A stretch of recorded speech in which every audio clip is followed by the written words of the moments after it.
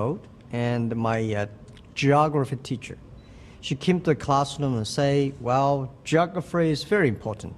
Because she said, this morning I was in the West Lake in Hangzhou and met some Westerners. And she said, I asked, where you're from? And they said, some nation. She said, I don't know. So they draw a map. They say, now I know because from the map I know where they're from. So she told us the story, and I say, very interesting. If I can communicate with the Westerners about the world, it will be quite interesting.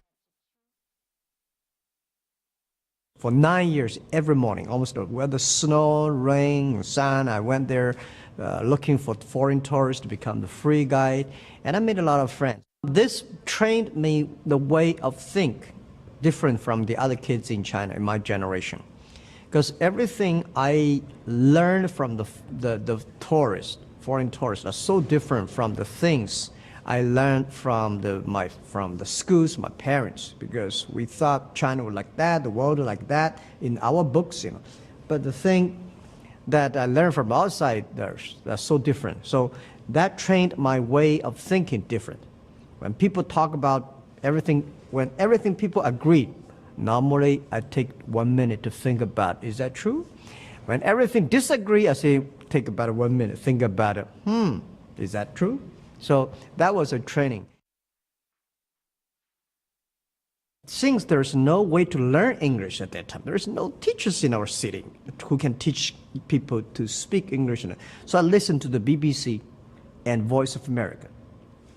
And there, every evening, 9 o'clock, 8 o'clock to 9 o'clock, I open my video, from the first Monday, Wednesday, and Friday, I listen to the VOA. The first book I heard about is the Adventure of Tom Sawyer.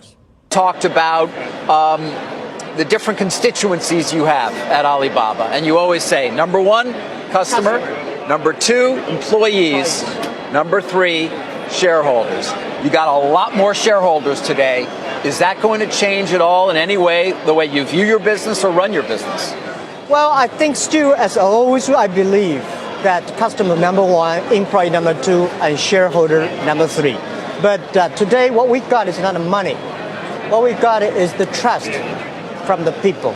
Millions of small business, so many shareholders. I'm very honored and so excited because when you see these shareholders, the responsibility. I've been thinking about the next 5 and 10 years, how I can making sure these shareholders be happy. But the very important things, make these guys, people standing there, if they are successful, we all be happy. That's what I believe. Something else you will have a lot of today is money. 15 billion or more raised by the company. Not to mention a currency, which we're going to watch open here in probably a couple of hours, that you conceivably can use. Yeah. How do you view that strategically for Alibaba? Are you going to be buying a lot of things potentially outside of China? Give us some sense here in terms of your thoughts now that you'll have an awful lot of money at your disposal and, of course, a stock price that conceivably is going to be very highly valued. Well, I think to me as an entrepreneur, the instinct of entrepreneur is try to build the things yourself. And I think there are so many things we have to do with our ecosystem. Not only we are helping small business in China, I think small business in Africa, in Southeast Asia, in Europe, in the States, a lot of farmers need help. So I think the money will be spending there. The technology if we want to acquire, and buy these companies can help the ecosystem that can help the small business. Can you walk us through where your head is on the pricing? Is this where you wanted it? Why didn't you go higher? A lot of people said it's worth more and will be worth more today. I think that's the bank's decision. That's my CFO's decision, my team decision.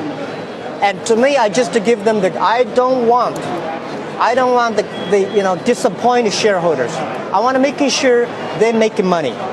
And I'm sure, and I really want to tell the team that shareholder number three, that's not a mean. It's the discrimination. We respect. We are very thankful from heart.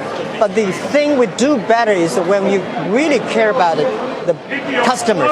you really make those innovative young people successful. The shareholders will be happy. So to me, the price up and down, that's my people worry about. I worry about whether the customer happy. That's always. Let me ask you. This is a great American story. That's actually a Chinese story. I wonder who were your heroes? Who are my heroes? Yes. Well, I got my story, my dream from America 15 years ago when I came to America. When I visited Silicon Valley, I saw Sunday in the evening, the road was full of cars, all the buildings was lights. That's the passion. And the hero I had is Forrest Gump. 14 years ago when I watched Box of chocolates? Yeah. You know he's a fictional character, though. I really You didn't. like that guy. I've been watching that movie for about 10 times. Every time when I'm frustrated, I watch the movie. And I watched movie before I came here again. For humility. Yeah, for coming to the New York, because I watched the movie again and telling me that no matter whatever changed, you are you. And I'm still the guy. 15 years ago, I only earned like $20 a month, and today I can do that much. It's honor. What does it mean for the People's Republic of China? I think we were giving a lot of people inspiration. We want to encourage a lot of people say yes, because one of the things I want to do, 15 years ago I told my people in my apartment that if Jack Ma and if people like us can be successful, 80% of the people in China can be successful, and 80% of the young people in the world can be successful. We do not have the rich daddy, powerful uncle. We do from nothing. So that's what I want China. What would you say to an American investor who is really interested in your company and the growth opportunity, but worries about interference from the government, transparency, books, regulators we don't understand? How do we get around all of that? Trust. Trust us, trust the market, and trust the young people, and trust the new technology. And the world is getting more transparent. Everything you worry about, I've been worrying about it in the past 15 years. Everything you worry about, I've been gone through this tough 15 years. That's not easy, and we are ready to work for another 87 years. So I want to tell the investors, we take care of them. Trust has to be earned, of course. Yeah, because when you trust, everything is simple. If you don't trust, things get complicated. And so when we talk about transparency and people look at the Alipay transaction, which got a great deal of publicity at that time and certainly was not something Yahoo was happy about, how should we view that? Well, someday people will find out. And today is not time. And I would say I have 25,000 smart people. If I do anything wrong, I'm transparent, I'll put that company into my pocket. And why I've been keep on telling mission and vision and value for 15 years. People will leave us. And we are making sure the ecosystem, somebody has to make tough decisions. As a CEO, you're balancing, and I'm doing that. And I want to say, someday, time not ready, but when people realize, when people know the real story, they will feel proud. Okay, well, feel free to come back and tell it to us when you're ready. I feel proud. I would just say one thing. The decision for Alipay was one of the most painful decisions I have ever made in my past 15 years business career. But this is the decision I feel most proud of in the past 15 years. That is courage. That's called courage, responsibility, and leadership. Somebody has to make the tough decision. Right. And I did it. Jack, when I spoke to investors who met with your team as they investigated the company, all of them came out saying, of course, we're going to want to own a lot of shares, but they still had other questions that didn't get answered. Yeah. For example, your logistics business. You own 48% of a logistics business that is enormous, yet it's not consolidated at all on your income statement.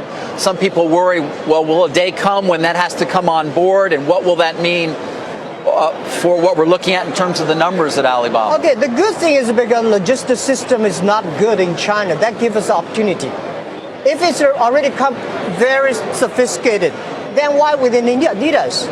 One of the reasons why e-commerce in China grows faster than the USA, because the infrastructure of commerce in China was too bad. And the USA e-commerce could not do better because, it's a supplementary. I said e-commerce in the USA is a dessert. and in China become a main course. And logistic, we are talking about 27 million packages in China totally every day. But what we will see in 10 years will be 200 million packages every day. So we have to solve that problem, not today's problem. 200 million packages which I think a day. in 10 years. Jack, I think there's a misperception also. I think people say, well, it's Amazon, but if I have an idea for a company, I have a product, I know I can go to your site and I can find someone in the world who will manufacture my product for far less. Talk about the idea that this is maybe the great entrepreneurship site of all time. Exactly. This is what we are doing. Our mission is helping doing business easier. So we were giving not only traffic, we give technology, we give logistics, we give trusted record. We also give the financial service for small, medium size. They don't worry about that because when I was doing my business 15 years ago, nobody supported us. So today we want to build up this infrastructure. That anybody, if you have ideas, come to our site, working hard. Everybody is a fair play game. But you also care about making sure that there's no slave labor involved. No. Talk about that, because that's important, because I don't want to communicate with someone where I end up in a factory that collapses. Now, we have a strict rules to see that. And also, intellectual properties and copycats and fake products, these are headaches of the world. And we are solving that. And the thing is that it's not about the slave. You see, 49% of the power sellers on our side are women. The women entrepreneurs coming up. And a lot of the customers today were female. Yeah, we would not purposely select around 500 women. I mean, we feel so proud. Here's an obvious question. Yep. Are there American companies on your shopping list, and which ones are them? Well, I think there are a lot of American companies I would like to learn from. Whether they will sell, we can buy, or we can work together, that's not important. Important is that if we can work together, helping small guys, I would do anything. But if they thinking about making money, well, we can long term. But helping small business, making sure the ecosystem is healthy for the small business, we would do anything. Jack, where's China right now? The PRC's been cutting the repo rate last night. They've been doing these big bank injections. We have an impression that China is slowing, but is that just the export market? Is the consumer doing better in China than we realize? Oh, absolutely. And we are helping that. This is the power of Taobao, the power of Alibaba. The 300 billion sales every year. So we want to go to countryside and making sure they're growing. Jack, 300 billion in gross merchandise value. How big can Alibaba become? Well, we have a dream, which probably I'm not about to say, but I think we value that the China changed because of us in the past 15 years. And we hope in the next 15 years, the world changed because of us. We want to be bigger than Walmart. We want to be bigger. It's not the size. We want to learn from Walmart. They changed the business last century. They strengthened the B2C. And we hope 15 years later, they say, this is the company like Microsoft, like IBM, like Walmart. They shape the world. We have to let you go, but before we do, you're worth now, or will be, more than the GDP of Estonia. What are you going to do with that money? What are the main? Still focusing on our mission. I mean, But your own personal wealth. For me? Yes. Well, this is a headache thing. I guess I'm going to spend. When I was, I think, 14 years ago, I asked my wife, "Do you want your husband to be a rich man or a business guy?" She said, "Of course, I respect a business person," because she never thought I would be a rich person. Because we were having fun doing it. So today, I think, and then later I said, before I'm 50 years old, my job is making money, helping other people making money. After I'm 50 years old, which is today 50 years old, I was spending money, trying to making sure more people get rich. Because you cannot spend a lot of money, right? So my job is spending money, helping others. This is a headache. Jack Ma, thank you. We will be following the opening, of course, of Alibaba. And by the way, what's in the box? Oh, yeah. Oh, yeah. Okay. This is our T-shirt, the souvenir for Alibaba listing. And we say in the Mega Faganing, everybody should have a dream. And the bet is, what if it realized? Because people don't believe in dreams anymore, a lot of young people. And we want to tell them, it's the dreams that you have to keep. And we want everybody to have this dream. And I want to give this as a gift to you. Thank you so much. Thank We you, will sir. have it. Thank you. Thank you. People are making jokes on Twitter about Forrest Gump. They say Lieutenant Dan on line 1. Thank you. Jack Ma, the chairman of the Alibaba Group, thank you for joining us. We look forward to seeing you again. Okay, thank you very much. Thank you. Take care. Have a great day. Thank you.